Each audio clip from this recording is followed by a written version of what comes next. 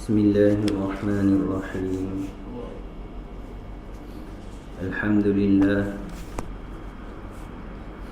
Alhamdulillahilladzi nahmaduhu wa nasta'inuhu wa nastaghfiruh wa na'udzu billahi min shururi anfusina wa min sayyiati a'malina. May yahdihillahu fala mudilla lahu wa may yudlil fala hadiya lahu. Ashhadu an la ilaha illallah wahdahu la syarika lah wa ashhadu anna Muhammadan abduhu wa rasuluh. Subhanaka la ilma lana illa ma 'allamtana innaka antal alimul hakim. Rabbi shrah lana sudurana wa yassir umurana bi rahmatika ya arhamar rahimin. Amma ba'd. Assalamualaikum warahmatullahi taala wabarakatuh. Alhamdulillah, summa alhamdulillah. Syukur kita kepada Allah Subhanahu wa taala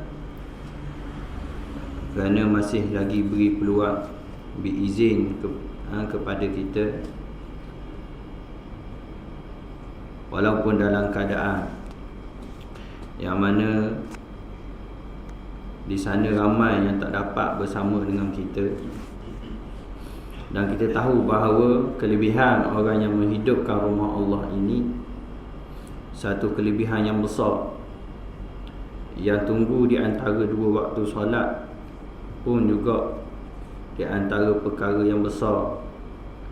Berjalan ke masjid, bahkan telah kita sebut sebelum ni secara umum lah, keluar daripada rumah sehinggalah kita pulang balik ke rumah dengan tujuan ke masjid ini dalam dijamin oleh Allah, dalam maksud kita mendapat redha Allah Subhanahu wa taala. Sekiranya berlaku apa-apa dalam keadaan kita ni, insya-Allah kita akan dimasukkan ke dalam syurga dengan redha Allah Subhanahu wa taala.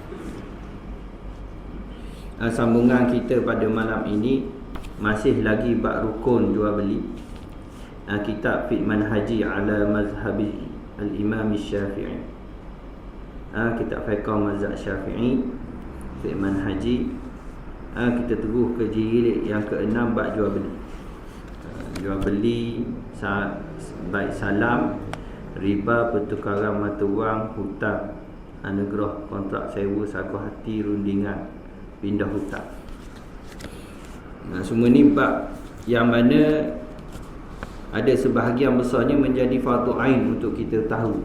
Sebab telah kita sebut di sana ada keadaan yang sebelumnya sunat kita belajar, yang dinamakan fardu kifayah dan seumpama. Contohnya bab jual beli emas. Kita yelah nak beli emas buat benda tak, tapi orang rumah kita bila dia pergi beli emas saja, sebelum dia pergi beli emas tu tak wajib dia belajar bab jual beli emas. Tapi bila dia buat sahaja jual beli emas, wajib ke atas dia tahu hukum hakam berkait dengan emas. Yadan biyadin, maslan bimislin. Tu dalil dia. Mestilah yadan biyadin, tangan dengan tangan, maksudnya berlaku dalam masa yang sama. Maslan bimislin, maksudnya mesti serupa timbangan dia. Tidak kira karat berapa. Tak. Kalau pergi ke damah 10 karat, 15 karat, apa dia ada nilai dia sendiri. Tapi dalam Islam dia boleh berlaku riba kalau berlainan. Berlainan timbangan, bukan berlainan. Kalau ada token mah dia tahu. Sebab tu pergi ke damah orang Islam, saya test dah rasanya ke damah bandarlah dua kedai dah. Saya tanya, kad kredit memang tak boleh. Kad kredit tu memang kad hutang. Beli dengan hutang memang tidak dibenarkan, sebab dia jadi riba emas. Jadi sebelum belajar, sebelum kita buat jual beli tak wajib, tapi bila kita buat jual beli tersebut jadi wajib. Begitulah dalam akad yang kita belajar ni, kita dah sesal 3 berkaitan dengan rukun. Apa dia rukun jual beli? Ada 3. Yang pertama penjual dan juga pembeli, dia panggil muta'aqidan, 2 orang yang berakad. Yang kedua kita bincang sirah ataupun lafaz. Lafaz mesti jelas, lafaz mesti tidak ada benda yang kabur dan seumpama. Dan yang ketiga, kita dah bincang barang yang kita nak jual beli tu barang mesti ada dan seumpamanya lah. Tak, barang tu boleh kita pegang. Jangan burung atas udara tu kita nak jual. Tak, sedangkan dah ikat lagi. Ikan dalam laut, tak, saya nak jual sekilo. Mana ikan? No, dalam laut lagi. Tak. Jadi jual beli tersebut tidak sah.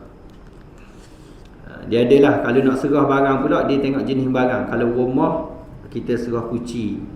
Tak. Benda yang besar. Kalau tanah tu, kalau ni bukti dia gerang lah. Gerang dan seumpamanya, pindah nama. Maknanya pembuktian itu. Kalau benda yang boleh pindah, dia, kalau akar, benda yang tidak boleh pindah. Benda yang boleh pindah, motor, kereta, maknanya beralih tangan tu, dia kira telah serah. Jadi kita masuk penutup bab hak yang kita baca tadi, rukun ni, dia dah pergi muka 1, 2, 1, 3. Sedap bunyi 1, 2, 1, 3. Penerimaan barangan yang dijual beli dan tanggungjawabnya. Ini nak bincang kesan jual beli. Nah, bila kesan jual beli, apa yang berlaku? Sama ada barang-barang tersebut rosak di tangan penjual ke, rosak tangan pembeli ke, dan itulah yang disebut secara umum lah. Ni pun sikit je ni. Setelah selesai sesuatu akad jual beli dan jual beli tersebut memenuhi semua rukun serta syarat yang ditetapkan, jika ketika itu barangan masih berada di tangan penjual, maka ia berada dalam tanggungjawab penjual. Maksud dia, jika barangan tersebut rosak dan dirosakkan oleh penjual, jual beli tersebut terbatal dan pembeli tidak perlu memikul sebarang tanggungjawab. Sebaliknya, pembeli boleh mengambil semula wangnya jika pembayaran telah dibuat. Kita tanya dah belum? Bila beli, duit kena Allah dulu ke barang kena Allah? Kena ulur Allah. Ulur dulu. Duit dulu kan? Itu asal dia. Melainkan diberi izin tangguh. Macam kita sebutlah kedai makan ke apa kita makan ni. Tak. Dan ada setengah jenis kedai makan, dia suruh bayar dulu. Tak, bayar dulu baru boleh. Jadi hak bayar dulu tu betul sebenarnya.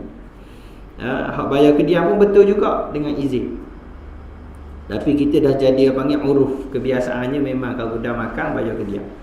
Tak. Jadi kalau rosak barang tu sebelum diserahkan, maka jual beli tadi terbatal. Macam mana? Dia kalau contoh dalam kedai, biasa kita ambil barang, selesai dah WPT. Tak? Kita ambil dah barang, WPT ke dia. Jadi barang tu dalam tanggungjawab kita dah. Jadi kalau rosak apa-apa ketika itu, dia kira tanggungjawab kita sendiri. Tapi kalau barang tu jauh, tak? Contohnya lah, kawan tu duduk Dung, kereta duduk sini. Kawan nak tengok dulu. Dia kira setuju dah, tapi tak serah lagi ni. Tak serah lagi pun bawa kereta. Belum sampai Dung, terbabah. Tak, bukan insiden lah, terbabah sikit, pecah bumper. Contoh, rosak.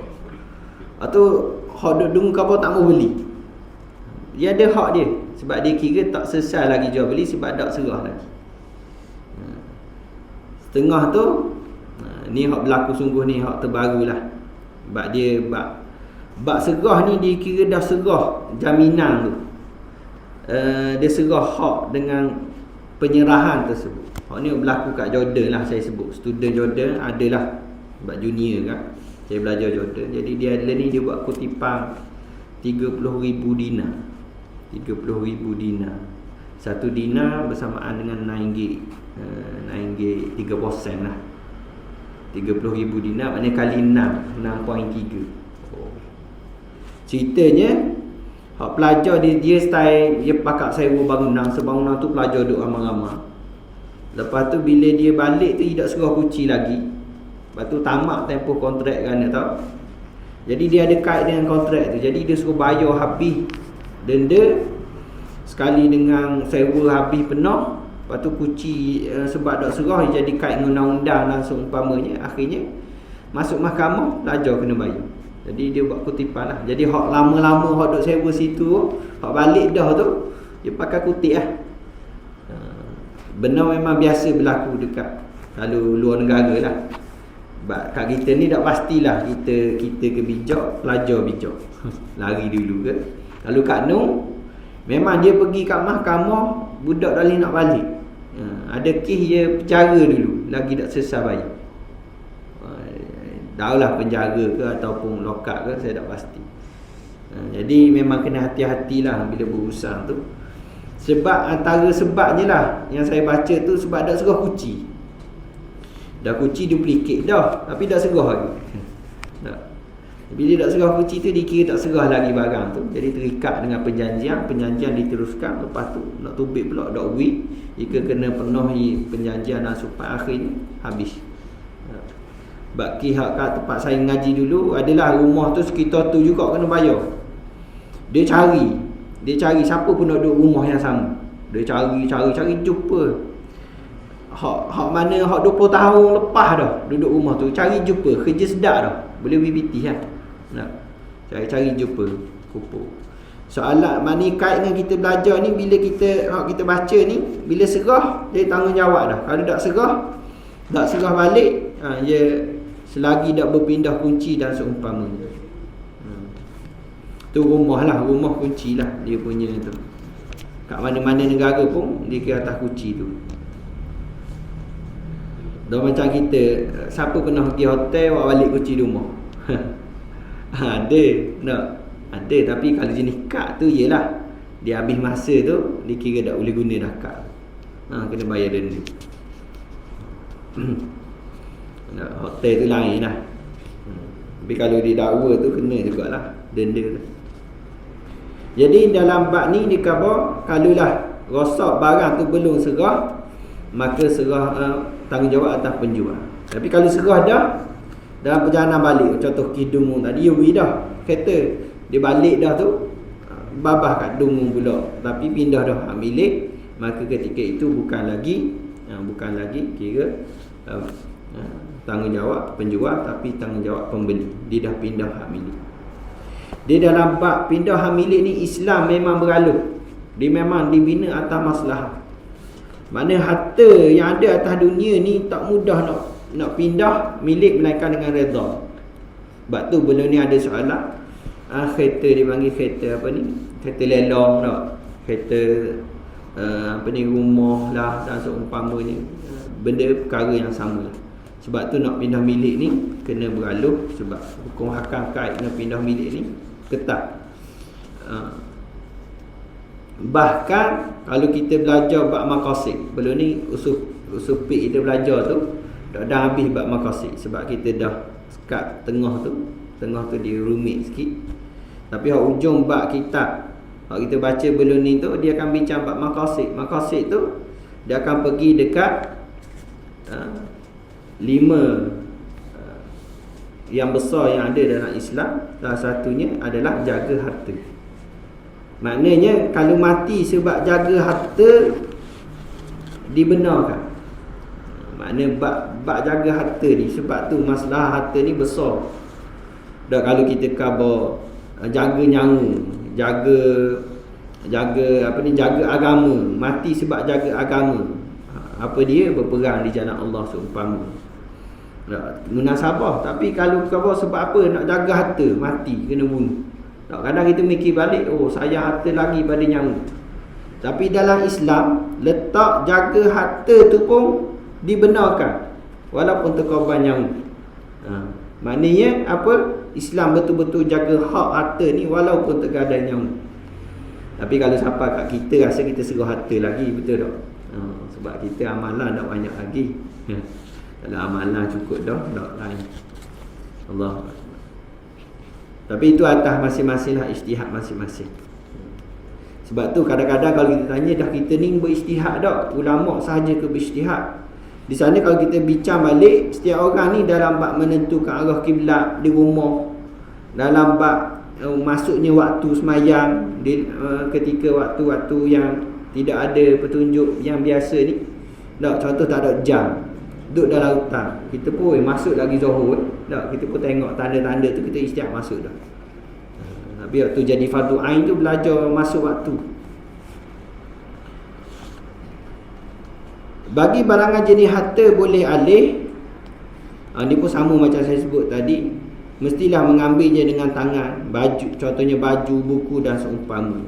Bagi barangan jenis harta tidak boleh alih, rumah, tanah boleh berlaku dengan melepaskan haknya kepada pembeli dan pembeli menguasainya, atau penjual menepikan segala halangan untuk penyerahannya, atau dengan penyerahan kunci jika barangan tersebut rumah atau sepertinya. Dan penerimaan mestilah berlaku dengan kebenaran penjual, kerana pada asalnya barangan tersebut adalah miliknya. Oleh itu barangan tersebut tidak boleh diambil tanpa keizinannya. Dia penting bila berlaku penyerahan yang sempurna. Bila berlaku penyerahan sempurna, kira tak ada masalah, kira berpindah hak milik. Tapi masih nak serah tu serba salah. Tak, lah kali dah jadi serah. Jadi tak jadi jual beli tu. Bila pindah je milik, adakah selesai je akad tu? Kita pun belajar dah. Tak belajar lagi. Sini ada khiyar majlis. Khiyar lepas ni kita akan minta. Jadi hak tu dia adalah hak-hak ketika mana jual beli sedang dijalankan. Nanti kita akan bincang selepas ni. Jadi oleh itu barangan tersebut tidak boleh diambil tanpa keizinannya. Jadi semua benda kena minta izin. Tujuan dia apa? Dalam Islam ni nak jaga maslahah kedua-dua pihak. Kita masuk tajuk baru, membuat pilihan, khiyar dalam jual beli. Khiyar, macam biasa dengar khiyar lah. Kita biasa sebut ikhtiar. Ikhtiar ni, khiyar, ikhtiar berasal daripada perkataan khair. Khair ni maksud dia apa? Baik. Alhamdulillah khair. Biasa orang jawab. Kaifa haluka? Alhamdulillah bi khair. Maknanya sihat. Jadi khair ni kita buat pilihan yang baik. Sebab tu bila sebut ikhtiar, ikhtiar ni kalau kita faham ikhtiar, kita usaha. Betul tak? Tapi beza dia usaha dengan ikhtiar. Ikhtiar ni kita usaha ke arah yang lebih baik, kita buat pilihan yang baik. Sebab tu kalau sakit, ikhtiar dah lagi, ikhtiar ni nak cari yang menyebabkan sembuh ke arah lebih baik. Itu ikhtiar. Kalau dia pilih hak lebih teruk, dia tak panggil ikhtiar. Dia panggil buat pilihan yang teruk. Sebab dalam Islam dia ajar buat pilih yang baik. Tajuk kita ni khiyar. Khiyar ni membuat pilihan. Dalam bab ni kalau kita buka kitab mazhab Hanafi pun dia ada 3 kat tajuk ni. Khiyar majlis, khiyar syarat dan juga khiyar ain. Kita akan bincang 3 perkara ni dalam tajuk ini. Tapi kalau pergi kat pasar kat Arab, kita sebut khiyar. Dia akan bagi buah timun batang. Timun batang khiyar. Cuma saya tak pasti ejaan dia beza ke lain. Tapi biasa kita sebut khiyar lah.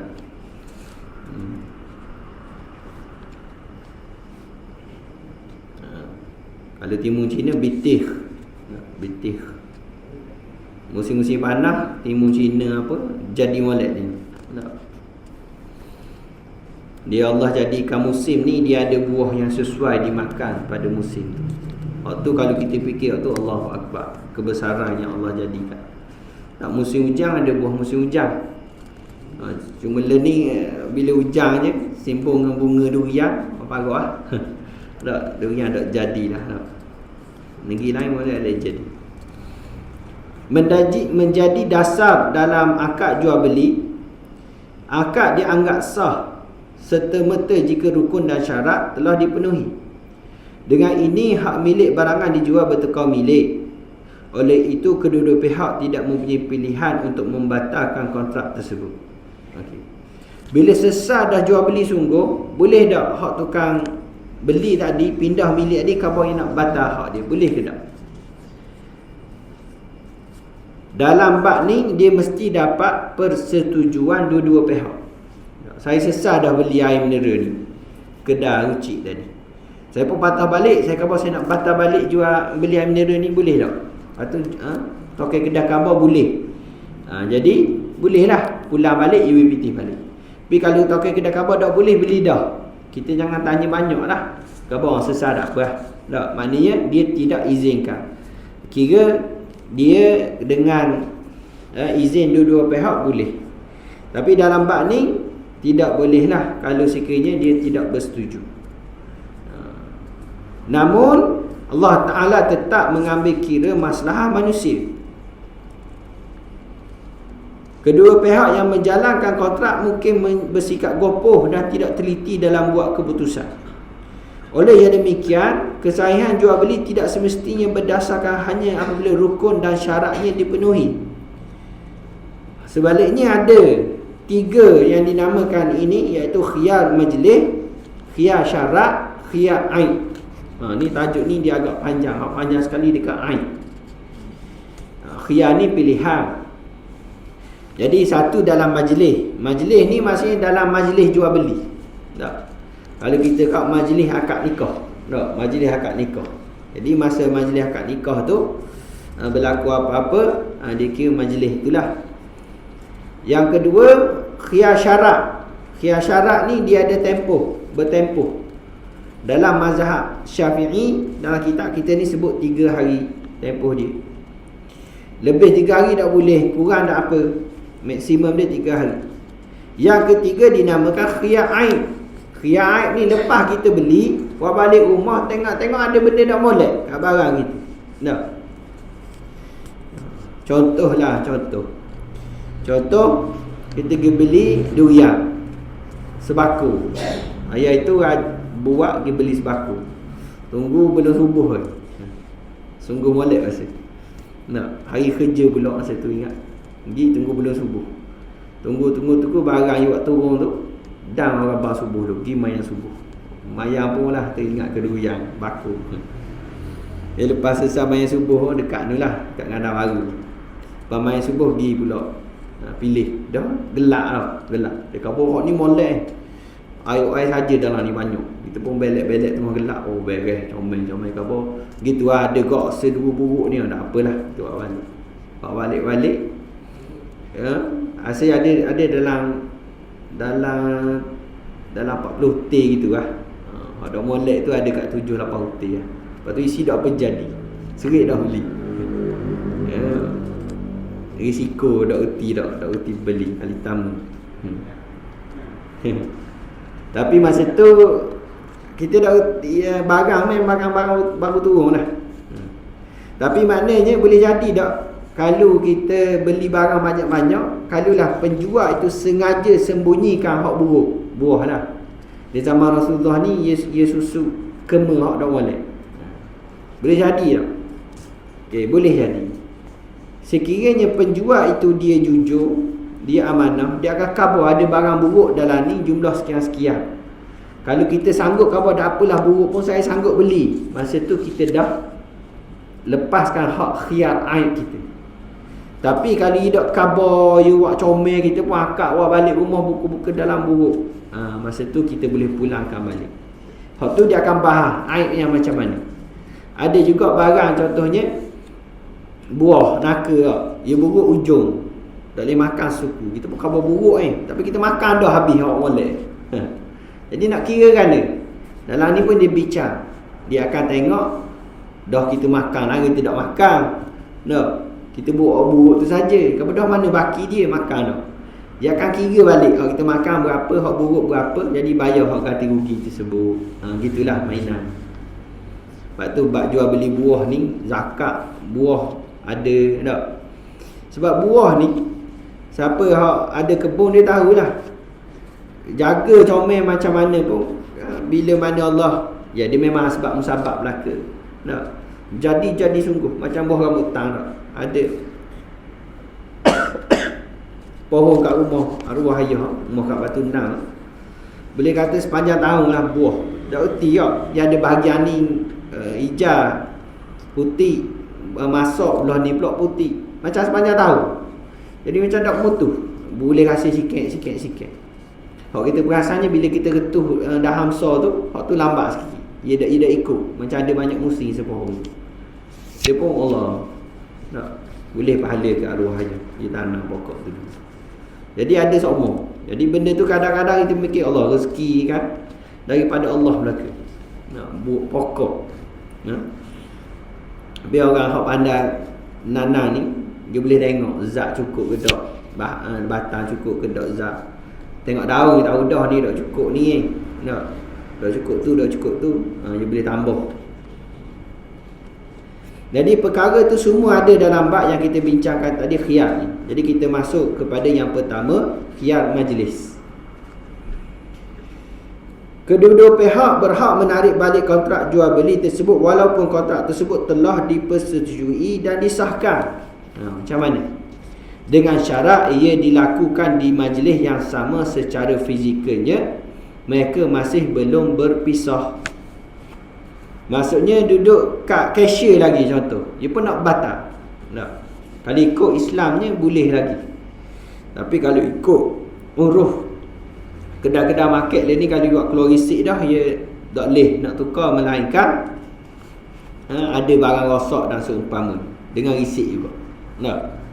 Itu pun kita bincang dah. Sekiranya syarat tu diletakkan awal-awal sebelum jual beli, maka benda tu boleh dibenarkan dalam syarat. Maksud kita masuk kedai dah, kita tahu dah bayar, selepas bayar nak tukar dengan syarat dalam tempoh seminggu ke dan seumpama.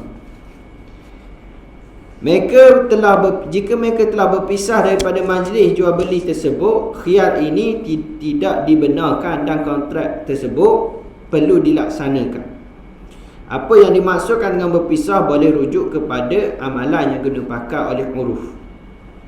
Contoh dia, jika dimeterai dalam rumah yang besar, sekiranya salah satu pihak keluar dari bilik ke halaman rumah atau sebaliknya, mereka dianggap telah berpisah. Jika berada dalam rumah yang kecil, perpisahan dianggap berlaku apabila salah satu pihak keluar dari rumah tersebut. Jika mereka berada di pasar atau kawasan lapang, di atas kapal dan sebagainya, perpisahan dianggap apabila salah satu pihak berpusing ke belakang dan melangkah beberapa tapak. Sekiranya mereka keluar sama-sama, berjalan sama-sama, majlis tersebut masih berterusan dan mereka masih berhak menuntut khiyar. Jadi dalam ni disebut keadaan yang kita boleh batal. Maksudnya selagi kita dalam majlis tu kita boleh batalkan. Contoh kalau kita jual beli tanah lah, kita jumpa orang, kita pun beli tanah. Nak ke beli tanah tu bincang dulu pasal tanah, kerana cara bayar apa, setujulah. Pas setuju tu makan mi goreng pula kepuk. Boleh setengah jam situ. Tengah-tengah makan mi goreng kepuk, siapa mesej? Nak kena pakai piti segera. Nak operate jantung contoh. Masa tu dalam majlis lagi dia kira, walaupun sebab dalam masih lagi duduk sama-sama. Dia pun khabar nak batal mulalah beli tanah tadi sebab nak kena piti, nak operate jantung, tak ada pilihan lain. Jadi boleh batal walaupun sebelah pihak sahaja. Jadi perkara tu kadang-kadang kita tengok kalau hak jenis bincang lama, cakap lama, dia ambil tempoh sepanjang tu walaupun sesat dah, tangan dah ke apa. Tapi bila mana majlis tu tak keluar lagi daripada majlis tu, dianggap boleh khiyar majlis lagi, boleh batalkan jual beli tersebut. Bukan sahaja sebelah pihak pembeli, begitu juga pihak penjual. Sesat dah ni, dah beri dah piti, terima dah gerak contoh. Lepas tu duduk makan mi dengan kepuk lagi. Kepuk pula liat, lambat sikit habis contoh. Air teh baru buat, panas. Jadi lambat sikit. Lambat hujan lebat lu bawa pula. Sembang pula. Lepas tu penjual tu main mikir, rasa sayang tanah ni. Nak tengok hujan ni molek buat nanah durian. Durian black tom contoh. Mari tengok hujan. Lepas tu khabar dak jadi lah. Dia pun khabar dak jadi nak tarik balik. Masa tu dalam Islam boleh lagi tarik balik selagi tak berpisah. Tu contoh suasana lah. Mungkin berlaku. Namun demikian, hak khiyar yang dimiliki tidak boleh digunakan jika salah seorang di antara mereka atau kedua pihak membuat keputusan untuk mementerai kontrak jual beli tersebut. Contoh, kalau kedua-duanya ada dah, maknanya sign kontrak dah, dimenterai, tak boleh nak tarik balik. Tak boleh nak tarik balik ke selepas tanda tangan. Kalau dia setuju waktu, dikira jual beli tadi sah dah dan tidak boleh tarik balik. Sebab dia gini, asalnya, hukum asalnya kita boleh tarik balik dalam majlis, melainkan kita dah gugurkan hak kita awal-awal. Mana hak kita nak buat khiyar majlis, kita gugur dah awal-awal, maka kita tak boleh nak tuntut dah balik hak kita. Dia hak yang kita gugurkan ini, kita tak boleh nak tarik balik. Sebab apa? Kita dah gugurkan dah tadi, iaitu hak apa? Hak khiyar majlis. Contohnya, penjual berkata, pilih antara teruskan atau batalkan jual beli. Tindakan ini menggugurkan hak khiyar. Jika pihak kedua juga membuat pilihan, ini bermakna haknya untuk khiyar majlis juga telah digugurkan. Maknanya penjual dan pembeli, dia tak ada pilihan. Lalu dia dah buat gugurkan hak untuk khiyar tadi. Ni ada dalil. Dalil dia sabda Rasulullah sallallahu alaihi wasallam, dua pihak yang berjual beli boleh membuat pilihan selagi mereka tidak berpisah dan sebelum itu mereka bertemu, atau salah seorang lagi di antara mereka memberi pilihan kepada seorang lagi. Jadi hak kedian tu menunjukkan bahawa kalaulah ada dah menggugurkan hak dia dengan buat kontrak, tak boleh nak tarik balik, teruskan ataupun tidak teruskan tadi, maka dia kira hak khiyar majlis tadi dia digugurkanlah atas dalil tadi. Ibnu Umar radhiyallahu anhu telah menafsirkan hadis ini melalui perbuatannya, kerana beliau adalah periwayat hadis ini. Imam Malik meriwayatkan daripada Nafi' radhiyallahu anhu, katanya, jika Ibnu Umar radhiyallahu anhu membeli sesuatu yang disukainya, dia akan meninggalkan penjualnya. Maknanya lepas beli tu dia takut penjual tu nak mula, jadi dia cepat-cepat lari. Saya menjual, ni juga diriwayatkan Ibnu Umar, katanya, saya menjual kepada Amirul Mukminin Osman sejumlah harta di Al-Wadi dengan sejumlah harta miliknya di Khaybar. Selesai kami menjual beli, saya segera berpaling dan keluar dari rumahnya, kerana saya bimbang dia akan meminta semula jualannya. Menurut sunnah, dua orang yang berjual beli boleh buat pilihan sehingga mereka berpisah. Jadi kalau jual beli tanah hadis selesai dah, cepat-cepat tubik, jangan duk kepuk liuk tadi. Sekarang dia tarik balik, sudah kepuk pun dah rasa sedap lah, buat liuk liak tadi dah. Balik ni kena kau kepuk. Khiyar syarat, sesah dah bab khiyar majlis tadi. Kita masuk tajuk khiyar syarat. Khiyar syarat berlaku apabila salah satu pihak, kedua pihak menetapkan syarat dia mempunyai hak khiyar, iaitu untuk membatalkan akad dalam tempoh tertentu. Khiyar syarat ni diikat dengan masa. Contoh, kita nak beli kereta second hand lah, kita beri contoh wajar. Nak wajar tahun berapa ni lah tu beli? Nak 2000 berapa? 2002. Jadi nak beli kereta, kita bukan pemain. Jadi kita khabar beri tempoh 3 hari lah, 3 hari maksimum lah. Nak saya buat balik, nak jumpa pemain, nak tengok macam mana. Jadi sekiranya ni saya buat ni kasar dah, masa pun nak masuk Isya lah, nanti kita akan sambung lah bab khiyar. Sekiranya kita perlu pada nak mikir dulu dalam tempoh 3 hari, jadi kita dibenarkan untuk fikir dulu. Kalau kita dah jadi, kita batalkan akad. Contoh, kita buat balik dulu kereta tadi, test dulu, musing dulu. Cara test pula sebagaimana orang yang cek sajalah, bukan siapa awak jadi perebet sapu. Awak jadi perebet sapu dikira guna, kira beli lalu dah. Nak test awak jadi grab, tak boleh. Tu dikira macam guna. campur 3 hari. Lepas tu contoh kalau kita setuju, kalau pomen ni khabar mana orang ketiga. Pomen tu orang ketiga. Kalau pomen ni khabar molek, saya beli dalam tempoh 3 hari. Jadi pomen pun dia teh berlaku. Masuk lita kat kau badak tu, teh macam-macam. Contoh khabar ni kata ni molek ni buat belum. 3 hari lama tak. Biasa sepagi je pomen teh jadi-jadilah. Cek barang karat tak karat dan seumpamanya. Tak perlulah siapa kena buka enjin apa semua, tak perlu. Jadi bab khiyar syarat ni bila ada tempoh. Tujuan dia juga nak beri peluang kepada orang ni supaya dapat buat pilihan yang terbaik. Jadi khiyar ni dia ada tempoh. Jadi syarat khiyar syarat pula, dia ada syarat pula. Yang pertama mestilah terhad kepada tempoh tertentu. Jadi kalau dia tak hadkan tempoh tertentu paling lama 3 hari, maka dia tidak dikira dapat khiyar syarat ni. Contoh kalau dia tak hadkan, dia kata saya beli sekiranya Puan Mak mari. Puan Mak mari baru saya beli. Puan Mak tak tahu bila mari ke kedai tu. Tak. Jadi bila tak tahu tempoh tu dia kira langgar kaedah khiyar syarat, jadi terbatal lah untuk buat khiyar syarat.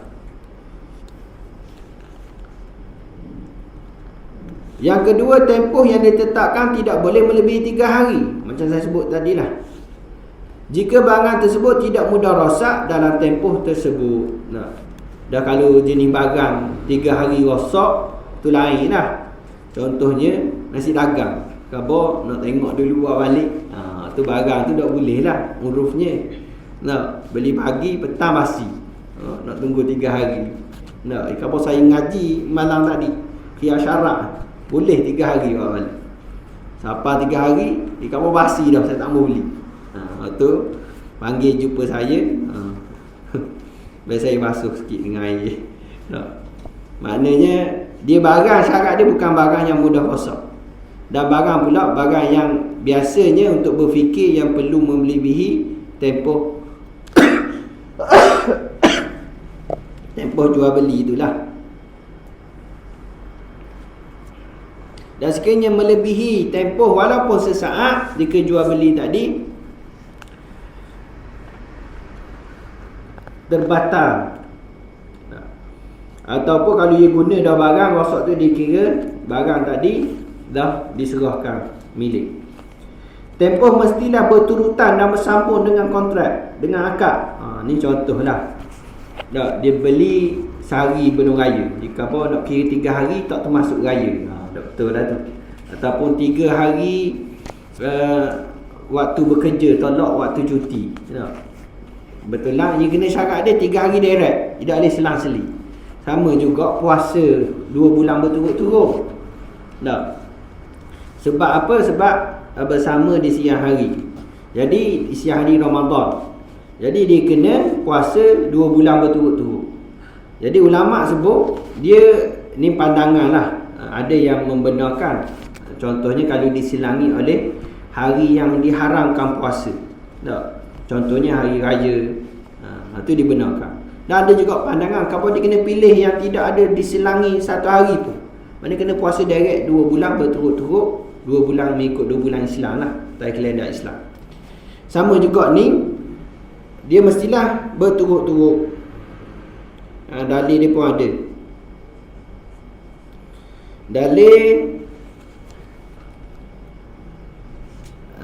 ni sebab mereka tidak meletakkan syarat yang tidak sesuai, tidak diterima syarat. Dalil ni pendapat hadis Hibban bin Muqis radhiyallahu anhu.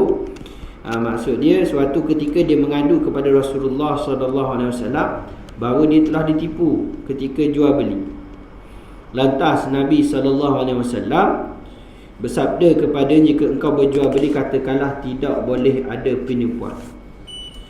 Dalam riwayat hadis yang lain sebut saya berhak menuntut khiyar dalam tempoh 3 hari daripada hadis yang sama tadi lah. Jadi hadis ini walaupun nampak khusus untuk dia, tapi sebenarnya umum boleh guna belaka. Yang ketiga, ni disebut pula isu yang kita sebut tadilah, mensyaratkan khiyar untuk orang lain. Ni perbahasan dia ialah macam kita sebut pemain tadilah. Pemain tadi bukannya nak beli, nak jual, dia jadi orang ketiga. Jadi pembeli ni dia serahkan hak khiyar dia kepada pemain tadi, iaitu orang ketiga, dibenarkan oleh syarak. Bilakah hak khiyar dibatalkan? Apabila pihak yang mempunyai hak khiyar memilih untuk membatalkan kontrak, maka kontrak tersebut dianggap batal. Contohnya, saya batalkan jual beli ini. Ni atau apabila hak khiyar berada di tangan pihak penjual dan dia berkata saya menarik balik barangan yang saya jual ini, ataupun pihak pembeli berkata saya menarik balik bayaran ini, ataupun apa sahaja tindakan yang seumpama itu. Dia ingat hak khiyar ni bukan sahaja pembeli, penjual pun. Tak, penjual pun. Mana biarlah saya tempoh 3 hari sama ada saya nak jual ke tidak. Jadi akad tu berjalan dalam tempoh 3 hari. Dan sekiranya dia batalkan, maka sesat khiyar tadi. Sini dia buat detail lagi. Tamat tempoh yang disyaratkan, jual beli tersebut diteruskan dan dipercayai dalam tempoh khiyar, maknanya setuju dah, maka khiyar tadi kira habis dah tempoh dia, kira sesat dah dengan jual beli. Apabila pemegang hak khiyar melakukan sesuatu pada kebiasaannya hanya dilakukan oleh seorang pemilik. Ini contoh kita beri tadi. Dia ambil kereta, buat jadi Grab, buat jadi kereta sewa, perebet sapu, nak, ataupun dia buat gala terus nak nak beli Jeep ni, nak Jeep ni bersih ni, on the road sebenarnya. Jadi kalau nak tengok 3 hari, pak masuk dalam hutan, off road terus, nak jam pula. Apa ni, enjin apa dalam tu, nak. Tu dikira macam orang milik dah, maka dikira macam beli dah. Jadi bila dikira macam orang beli, maka gugur hak khiyar, maka diwajib beli dah barang tersebut. Dia sama juga kadang orang nak tengok komputer ke dan seumpamanya. Kalau dia tengok saja, kalau nak tengok dulu 2 hari. Barang second kan, dia tengok guna 2 hari. Dia tengok guna 2 hari tu, you tukar habis dah dalam komputer tu, macam hak dia dah. Tu dikira barang dia dah, dan jual beli diteruskan. Jadi itu takat itulah untuk malam ni. Kita akan sambung pula bab hukum barangan dalam tempoh khiyar. Jadi hukum barangan dalam tempoh khiyar ni dia akan bincang pasal kalulah rosak barang tu semasa dalam tempoh khiyar. Jadi siapa kena tanggung? Contohnya nak beli lembu kambing. Ni contoh dak beri lagi. Dah kita beli, kita tengok dulu bakal lembu ni molek ke tak, kita bawa balik rumah. Jadi makan minum tu siapa tanggung? Makan minum lembu kubal tadi, kambing kita bawa balik. Dia reka je sini, dia guna kaedah, kalau umum dalam bab muamalat ni dia panggil kharaj bidhaman. Itu kaedah lah, ada dalam kitab kita ni. Tapi untuk mudah kita faham, dia panggil kharaj, maknanya siapa yang buat tubik, dhaman maknanya dia lah kena tanggung. Kalau lah jual beli tadi selesai dengan jual beli, jadi jual beli kambing lembu tadi, maka kos makan minum tadi memang kena kepada pembeli tadilah. Tapi kalau tidak jadi beli, batal akad tadi, jadi kos makan kambing lembu tadi kena kepada penjual tadi, sebab tidak jadi kan. Jadi gitulah, benda-benda gitu dibahaskan lah dalam tajuk yang akan datang insya-Allah. Dia apa yang baik itu daripada Allah, apa yang kurang itu daripada saya sendiri. Aku qauli hadza wa astaghfirullahal azim li wa lakum. Assalamualaikum warahmatullahi taala wabarakatuh. A'udzubillahi minasyaitonir rajim. Bismillahirrahmanirrahim. Allahumma rzuqna ya rabbi fahman nabiyyin wa hifzal mursalin wa ilhamal malaikati muqarrabin fi afiyatin ya arhamar rahimin. Sallallahu ala sayyidina Muhammadin wa ala alihi wa sahbihi wa baraka wa sallam. Alhamdulillahirabbil alamin.